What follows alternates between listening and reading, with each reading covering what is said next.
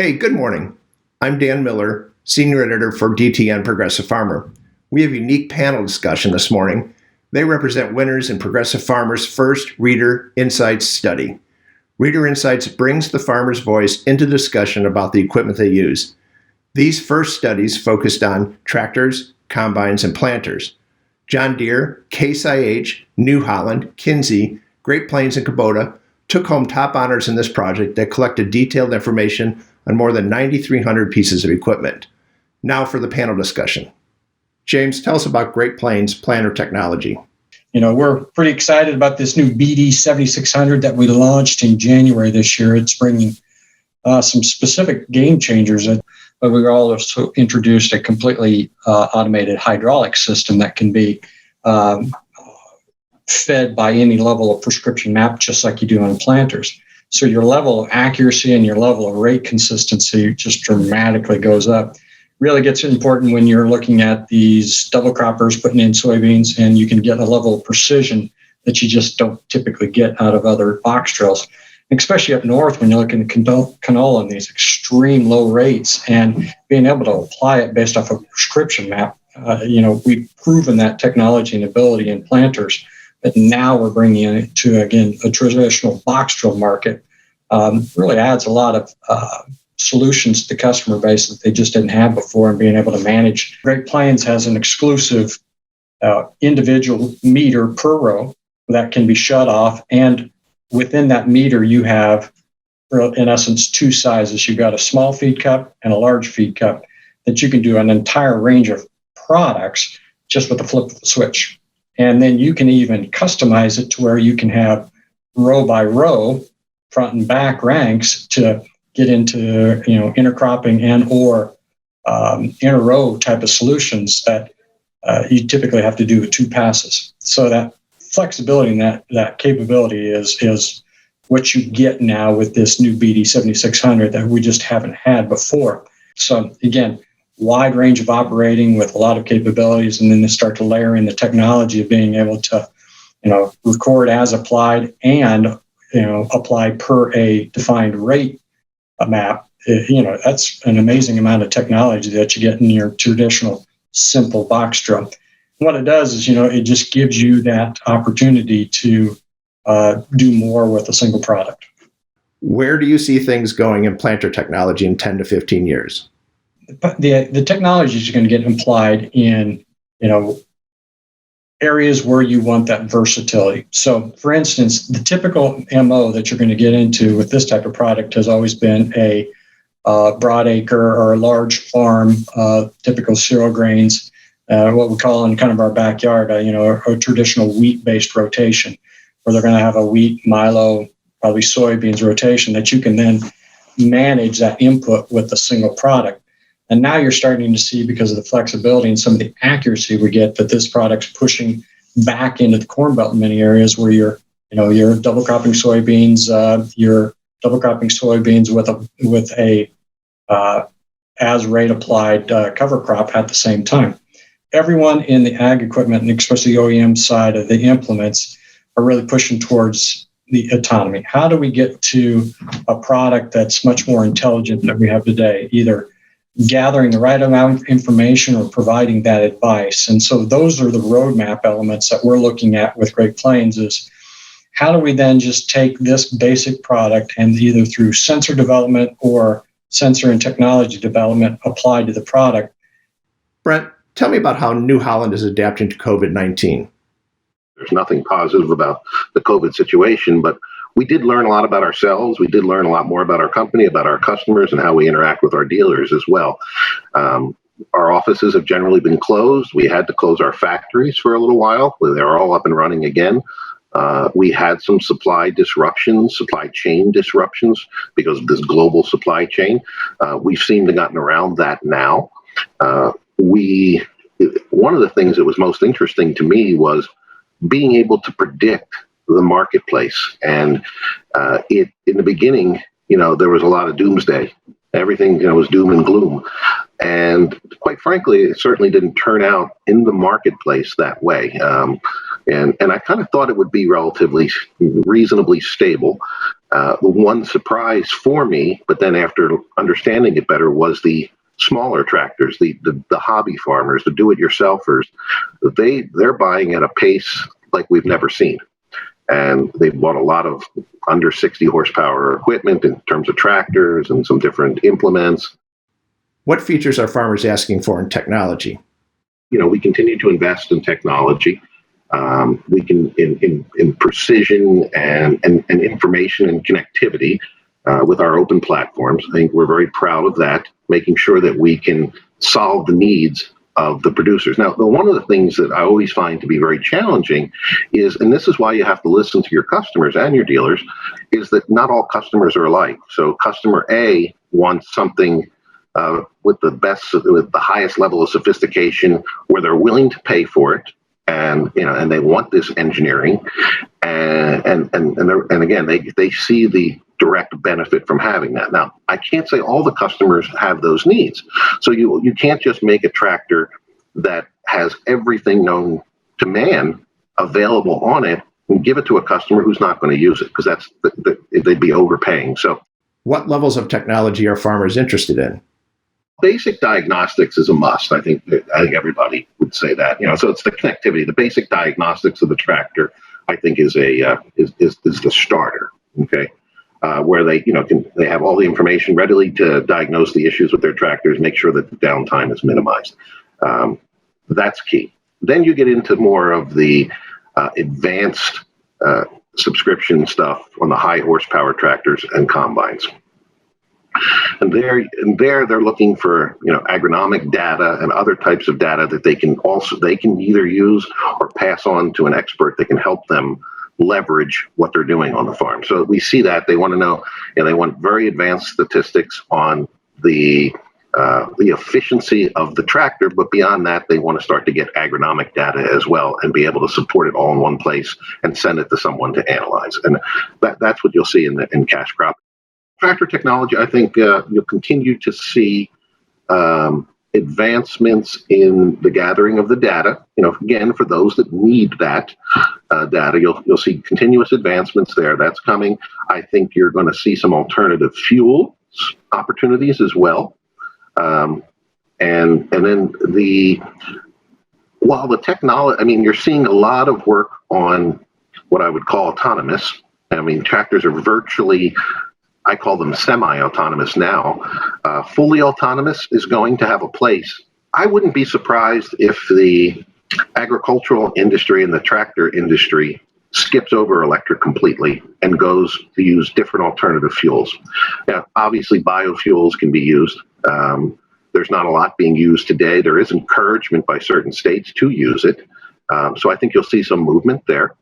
A lot of it, a lot of the challenges with a lot of things in our industries is, we have the technology, no problem, but it's the infrastructure. So you need to be a solution provider, not just a tractor builder. So if you're going to use some biofuel, how do you get the biofuel to the farm? That's the question. To build a biodigester on a farm is probably not economically feasible for most customers, but there is other alternatives. So you have a vision about the concept of tractor ownership? Yeah, I wouldn't be surprised someday if it's more you're buying the tractor on a subscription as opposed to buying just the tractor. And it's going to charge you by the hour, and it's going to tell you to do this and tell you what's right for you. So it's totally connected. It's going to bill you everything on the screen right in front of you. Laurel, what is John Deere's vision of its relationship with farmers? So when you think about what John Deere can do for farmers and what we can do with our equipment, John Deere is known for its equipment in the farming industry. And as we think about what we can do from a production standpoint, is help farmers farm easier and help them kind of dispel some of these challenges that they're working through on a daily basis. Variability is inherent in farming. And so it's up to us to kind of reduce some of those challenges that farmers are tasked with, which is creating or producing more food for a growing global population, while we're also working with reduced land and the challenges and the variability of weather. So what are the key technology drivers for Deere? We're always thinking about how we can help them manage the decisions that they have to go through every day when they're working in the field. There's over 140 decisions that a farmer might have to make in any given day or time, depending on where they're at in their production cycle.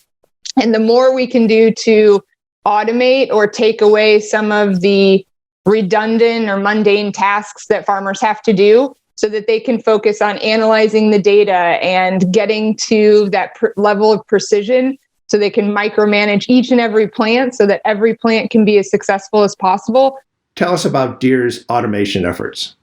We're looking at automating the tasks for the farmer to where they can use their intelligence, their background, their experience as a farmer to make more informed decisions for the future. So no matter where they're at, whether they're planting, spraying, harvesting, they're collecting data, they're collecting information so they can make those decisions for either future runs of that crop or for future seasons of that crop as well.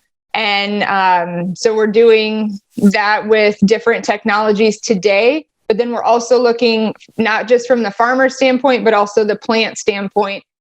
Ryan, Case IH says that its combines make good operators better and great operators even greater. Can you explain that? So with AFS Harvest Command, the system will change as frequently as every 20 seconds. So it's constantly looking and optimizing, and that involves some operator input as well, but it's very, very simple. So it's looking behind the machine saying, okay, what are my losses looking like? Looking in the window in the grain tank saying, okay, cracks, brokens, material other than grain. There is a gain in efficiency, but there is also an opportunity cost or value to the system, correct? What's the opportunity cost, right? Could you be helping manage other units on your farm? Could you be marketing and selling grain as well? So not only are you getting a better, cleaner, and more of a sample, but you're also allowed to do other things, take note of conditions in the field, right? Really make sure that your corn header is set properly, your draper header is set properly, really pay attention to the minute details. Ryan, if you're looking down the road 10, 15 years, what is the harvest environment going to look like? If we look at autonomy, what is the plan for autonomy? Is it swarm where we have more units and they're smaller? Is it bigger units and they're more logistically coordinated? We launched the autonomous tractor, right? The Case IH autonomous tractor. And I think, that's a radical concept, right? Not every concept tractor was going to be built with, Dodge Viper red on it and all that kind of stuff. But, I think it kind of shows the future. And our sister brand, New Holland, had one there too. And it was a production intent tractor with all of the, technology on it that still allowed it to be self-driving. So I think there's certainly autonomy. That's the biggest thing I hear from our customers is it's hard to find good labor. It's hard to find, experienced help. And if I have a way that I can not only, increase my profit margins and also, utilize technology to do a better job, it's certainly something that they're looking towards. Dave, what is Case's state-of-the-art planter? The state-of-art technology that's built into these planters anymore with the onboard decisions, the onboard technology, whether that's in the form of down pressure, so row unit, ground contact, where we're placing that seed accurately in terms of depth, right? So that's probably one of the biggest, most mind-blowing things. One of the other things that I would refer back to, and I think about my days growing up on a farm in Northwest Iowa, which you think of Northwest Iowa, you might think of rocks, right? Because, well, we had plenty of them. And I could never imagine growing up, rolling through the field, accurately placing seed at a 10-mile-an-hour speed. And we're doing it today. What's your expectations for planters in the future? I'll kind of go back to the technology statement, right? And start there. I mean, I think we're going to continue, and we are continuing to bring additions into, bringing more data into the cab, bringing more automation into the cab, so that we all know that labor is probably for the most part not easy to find skilled labor, I should say, when it comes to operators all the time. And if we can take some of those decisions that those operators need to make on the fly in the field, and maybe aren't necessarily educated to make, if we can make that for them and make it accurately, and make it agronomically, if I can say that, that's something we're going to continue to expound upon. Some of the other things we look at, like I talked about, that onboard technology and measuring some of those soil conditions. I know our friends and our partners at Precision Planting have done a lot of work with measuring organic matter, and we're partnered up with them for some of that information as well, to gain some of that sensor technology to measure things like ground temperature and drive some of those decisions and agronomic decisions. Susie, are there key functions in Kinze planters that you're especially happy with? For example, the Blue Vantage interface and Blue Drive? Yes, I would say, in general, it's the system that we have created, the user interface that is so easy to use.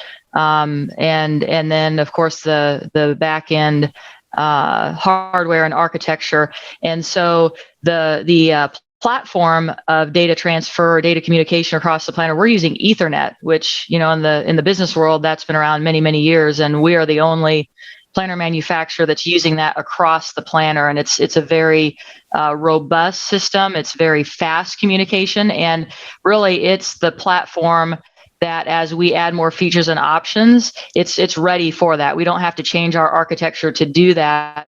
Can you give us insight into how Kinze is improving planter productivity? Yeah, well, some of the things that we are talking about, in general, and some a little more specific of what we're working on. But the capability for shared mapping is coming very soon.